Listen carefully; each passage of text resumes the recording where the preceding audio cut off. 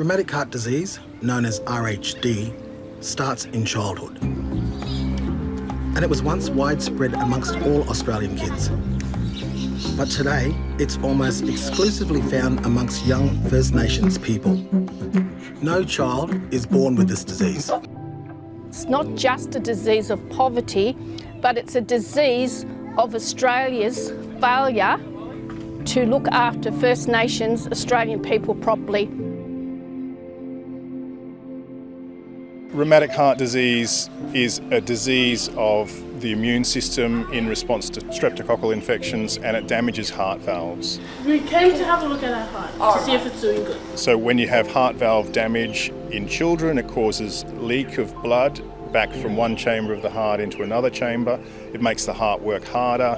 It predisposes to stroke and infection in the heart, and that's what causes early death. There needs to be more education on what RHD is and what families and communities can do to help prevent this disease. So if these kids don't continue having their monthly bicillin and they go months without it, some kids end up having open heart surgery to replace the heart valve. It's no doubt that we need Indigenous leadership in this space. We need people to be confident and trusting in their health services. It really is a disgrace for our health system that we accept this as normal in our First Nations people, and it's a terrible shame. I've been getting injection every 21 days. I've been diagnosed with rheumatic heart since I was 14 years of age.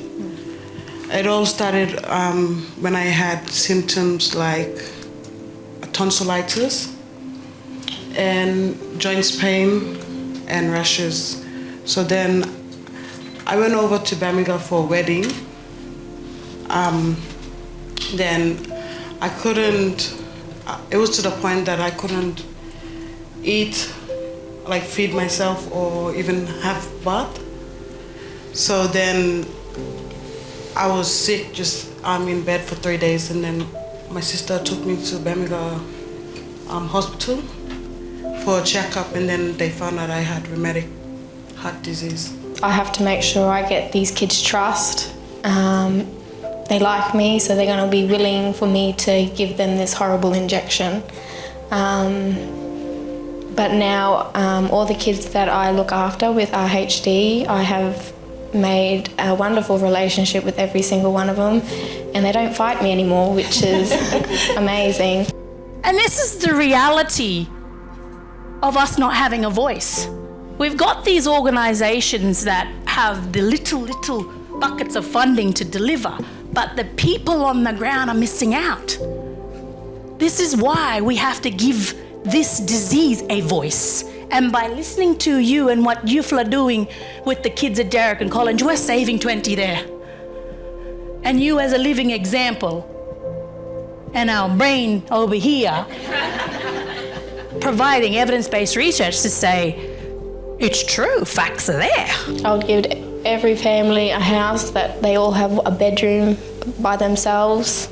They all have a shower, washing machine. They didn't have to worry about walking down to a community washing machine. They have access to drinking water. You can never put a price on life. You can't. It's impossible. You know, these children, they're the future for all Australians in this room. Why isn't there a politician in this room right now? I've got relatives who have RHD, and I worry for them. I worry for the day I'm going to hear that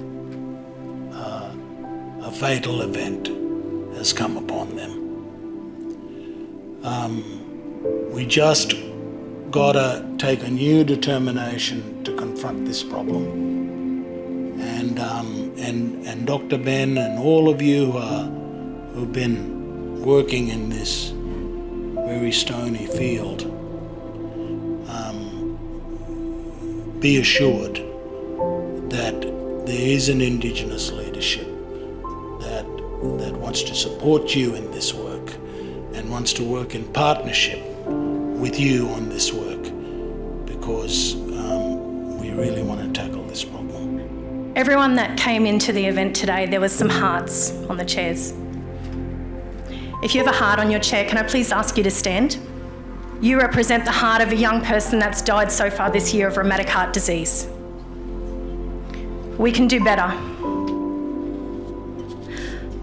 As a nation, we can do better for our young people. They're our hope for the future.